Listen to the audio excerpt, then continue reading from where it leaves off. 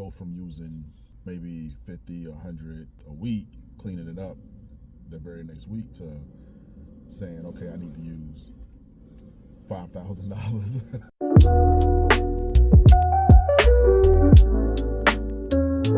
Oh, it started. The video started. How did that happen? All right. I didn't touch anything. Smile is a word. It is. So what does that have to do with this? Smile's a word. What else?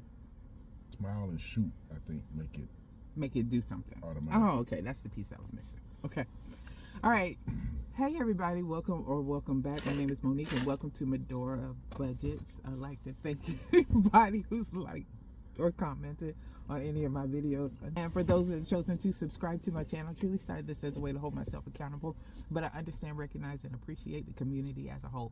So if you are rocking with me on this journey, thank you, thank you, thank you. If you haven't made up your mind yet, sit with me for a spell. At the end of this video, if it's content you find valuable or enjoyable, please feel free to subscribe. It's myself and Sweets, married with a whole bunch of kids, trying to figure out our future, family, and finances, so the decisions we're making now won't negatively impact us in the future. Yes, you already know where we are. It's the parking. We are at the parking lot across from the Starbucks. I just got my caramel macchiato.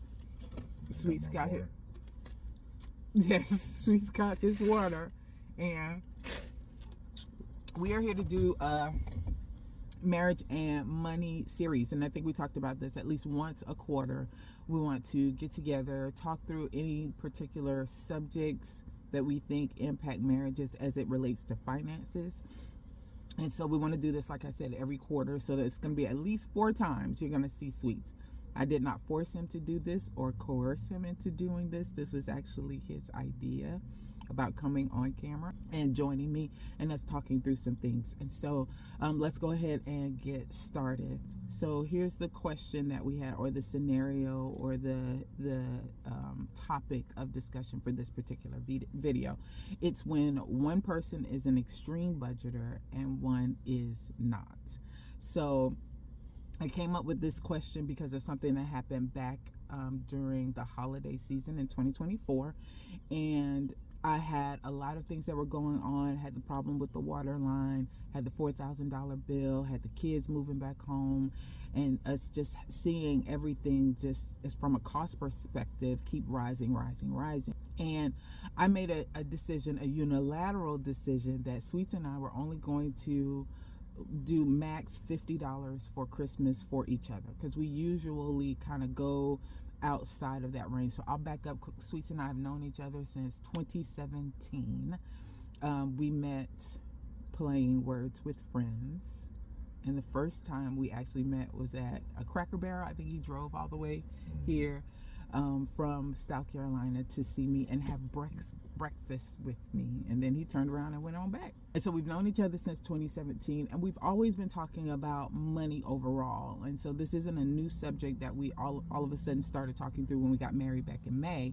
We've actually been talking about this for a long time, and it's funny because everything comes full circle. So when I first met him, he had multiple bank accounts, like a whole lot of bank accounts, right? And they were everywhere. And I had one. That was 2017. 2025, I got a whole lot of bank accounts. Sweet's got one. What else have we noticed from a financial standpoint? Sweets always budgeted with cash, because the job that he works, he always has, or he's entrepreneur, hustler, y'all know. And so he makes his money, and he, a lot of times on the weekends, where he sells the cell phone accessories, Bluetooth, those kind of things. And he has always worked a lot with cash, and it was more so in cash. He would carry around cash all the time and pay for everything. I always just swipe. I swipe all the time. Back in 2017, that's all I did. I was a swiper. Fast forward and turn now, I've started cash budgeting, and now he's swiping. All his money goes into the bank immediately. So at the end of the day, so we've been talking about finances, been talking about budgeting for a very long time. And so it's nothing new to our marriage. It's nothing new to our relationship. But what happened back in October, November, is a little bit different because at this point we're married, and when you're married and you start to join everything together, you do have to recognize, and this is what I said on my first video, we have to be curious, like in our conversations, and try and understand why the person thinks the way that they do. And I've been working on that for myself overall, but I recognize that I have not necessarily provided that back as much as I should. So when it came time October, I ended up having to pay that $4,000 for the water line, and I started to go on this debt journey around trying to pay off the city credit card as aggressively as I could. We had a conversation. We didn't have a conversation. I called him. He was driving and headed back home, and I told him we're only gonna pay $50 a piece for gifts for each other, and that's it. And that because we need to save some money, we don't need to be spending as much as we usually spend during the holiday seasons. And Sweets, you paused. So here's the question, right, to him. So you paused, and then he said, okay. And I just went along with it, right? Because I got my way, right? He did what I would like for him to do. But I do recognize I never asked him how he felt about it. I never asked him what his opinion was. I didn't come to him with this as an idea or a suggestion. I allowed, to a certain extent, my anxiety to say, this is what we needed to do because that's what's going to make me feel better. But did I necessarily ask him how he felt about or would feel about us doing this? No, I did not. So I'm actually now, I held it. I thought about asking him. I was like, let me hold it for the video. But I held it until now. And so let me just ask, when I came to you and I said, hey, we only going to exchange gifts for no more than $50 we need to pay for gifts. And you said, okay, thank you. But how did you feel? This year, especially since you upped the ante with doing the budgeting content and me becoming more involved with it, it wasn't as hard.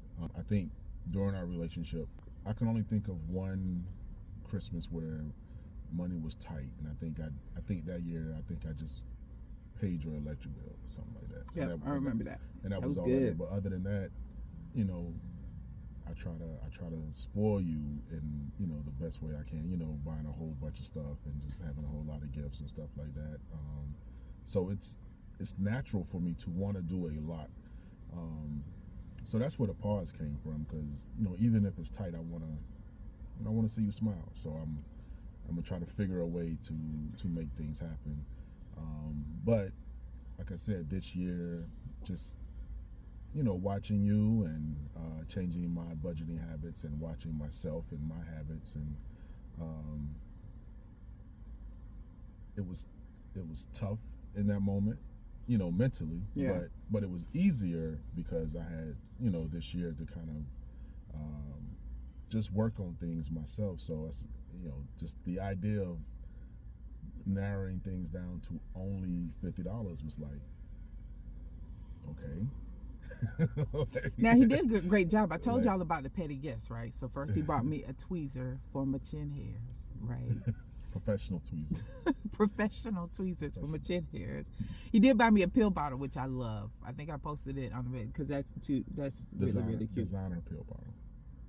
There's no such thing as a designer. You have a designer pill bottle. I have a designer pill bottle. Okay, so I have a designer pill bottle. Okay, all right, great. So that was good, and bought me budgeting envelopes. So now I have that savings kind of thing. Now here's the thing. Sweets followed the rules, and I did not. What do you mean you did not? I spent a lot of money for him on Christmas, and I just told him the kids did. But that's because he's done a lot for us, and he's always taken care of our family. And I think I did feel a little guilty about, I think I felt a little bit guilty about not allowing him to do what he wanted to do, or asking his opinion at all. I do think I felt a little guilty about that. And so I did go a little bit above and beyond. I've paid more than $50. I bought a lot. I was smart about it. But I did pay more than $50 for the gifts, but I wanted to do a little bit more for him. And I realized that because I think Sweets got his way anyway, because that's why you bought me that iPad. Yeah, and because for my birthday. I think you had a. Didn't you give a budget too for your birthday or something like that?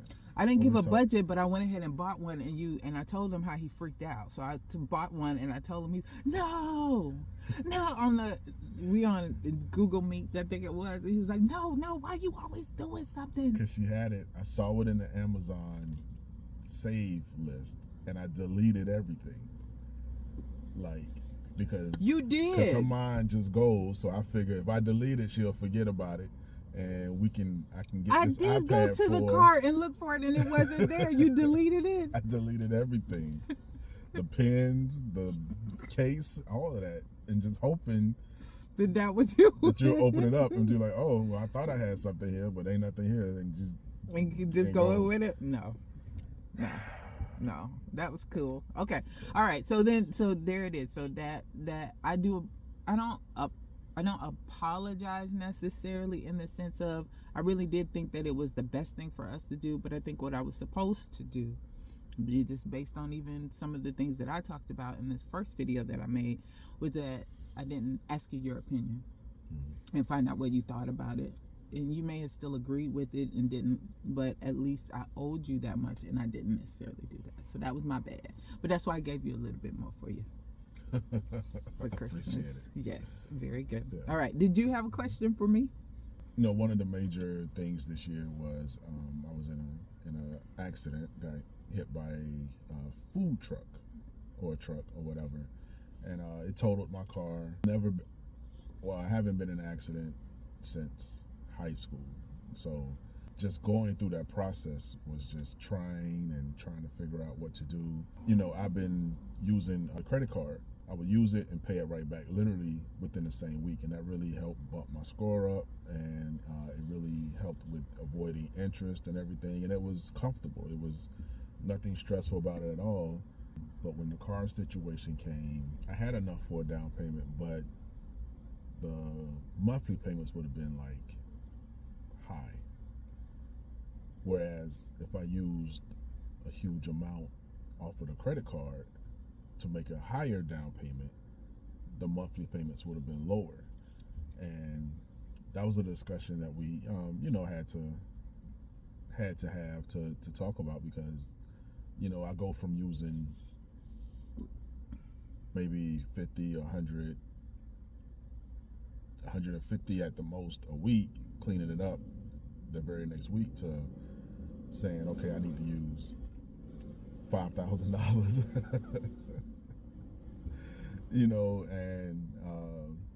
And of course it would get paid back, but it would be, a little bit more over time or whatever. So that was something that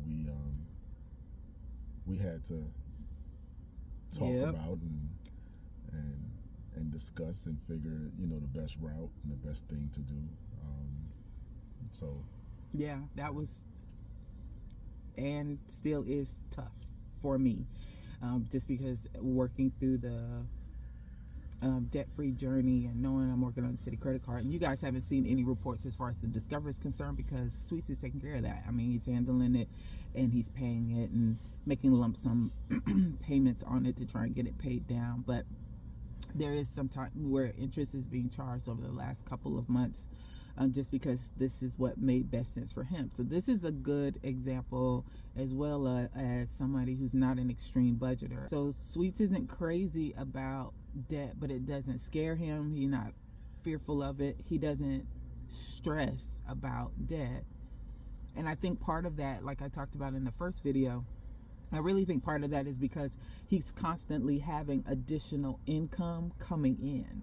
And so what happens for him is, because he's always in hustle mode, entrepreneurship, always let me go here and do this, let me do this. I'm doing the content creation. I got a check coming this way, or I got this coming this way. Because he's always having money come in, I don't think he worries about debt as much, because the way his plan works is, I'm going to continue to tackle it. Every time I get some money, I'm continuing to tackle it. Whereas me, I get paid bi-weekly, and that's the only check I got, and that's it. And so if I don't, I want things a certain way when it comes to how I'm trying to pay things off. It looks very different than what I'm used to. So having to get used to seeing an interest amount on that has been tough. But here's how God works things out, right? I ended up having to use my city credit card for the $4,000 for the water thing. I'm seeing interest on that too, and I'm not used to seeing interest either. So, Jesus is saying, hey, you still alive.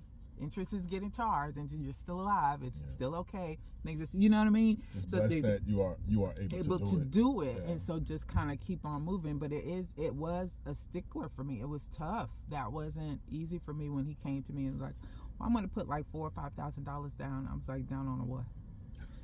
And he was like, on a car, just because I want to get the monthly payment amount down. But here's my plan on paying it off. I've got this coming. I got this coming. I got this coming. And I'm like, I was like, I don't know if that's the best thing to do, but for him, these were guaranteed things. This not like guessing. Right. That's true. Yeah, that's true. So. These aren't guesses. These are guaranteed times when money comes in for him, and so he's like, you just have to hold on until then. You got to hold on until then. And I was like, I'm yet holding. But we're managing through that piece as well. So what I would say is you got to keep the conversations going, and just because someone comes to you and talks to you about something, it doesn't mean that they're going to necessarily change their mind when you have a different opinion than what they have. But it just means that they've given you that respect to say, I value your opinion, please give it to me. I still have to make this decision for myself, because at the end of the day, I'm going to be the one that's accountable for it. But tell me what you think about it. And so that's what I appreciate about him. And it was funny, I was talking to his mom, and then we're going to wrap it up and I'm going to let you guys go. But I thought it was really interesting because this money thing came through again when it came time. I was talking to his mom, and I'm starting to understand him a lot better the more conversations that I have with her. So one of the things she was telling me about is he wanted to go and get a business license. He's in high school. He went with some guy they still disagree about how this part happens, but he went with this guy to like the flea market or somewhere, and he saw how much money was exchanging hands, and how it works to be an entrepreneur and just kind of hustle for yourself. So he comes home, this is his mom's version. He comes home and he says, Ma, he's in high school. He said, Ma, I want a business license because I'm going into business for myself. And honestly, that's pretty much how he has lived his life, just being in business for himself. So his mom says at that time, she's like, okay, that's fine. I'll take you down there for you to get a business license. And it was to be able to sell products, like being a vendor almost. And so he was going to get these products together and sell them and stuff. So he wanted to go down there and do it. So she says she takes him down to the building or whatever in South Carolina where he's supposed to go and get it done. They fill out the paperwork. He goes inside. She stays in the car. He comes back outside and he's like, Mom, they won't let me they won't give it to me. And she was like, why not? Here's the money I gave you the money. You got the papers. What's going on? I don't know. They say they won't give it to me. So now she upset because she was like, they gonna tell my baby he can't get his license. I'm gonna go and take care of this. So she gets out of the car, goes inside the building, talks to the lady, and the lady says, we base the license and how much you pay for the license on what you feel like your projected income is going to be. 16, okay? We pay you by what you think the projected income is going to be. He said his projected income for next year is $1 million. And she said, she just looked at him and she was like, in that moment, she knew she might question some of the decisions that he might make sometimes, but she's never going to doubt that he's going to be able to accomplish what he says he wants to, because she said he looks so serious. So she ended up, the problem was she gave him $20 to get a license and he needed to pay $80, $100, something like that, because he says his projected income at 16 years old, selling on the street corner, was going to be $1 million. And she said, you know what?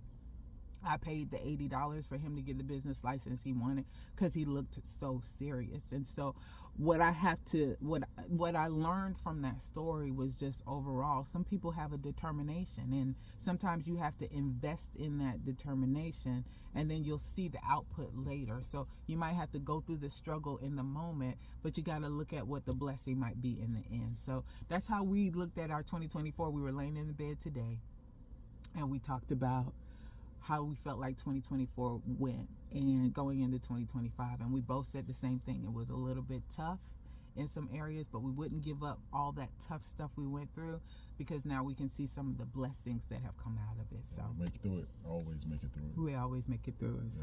So, okay. All right, so this is the first one. I did more talking than he did, but he'll be doing more talking the next time because he got to come up with the topic of discussion for the next one that we have. Got it. You got it? Okay. All right, that's it. We might actually put some bloopers or something at the end, like us when we were driving in. Some of the we're not gonna do that. Okay. All right, that is that is it. Thanks everybody for your time. You guys have a good one.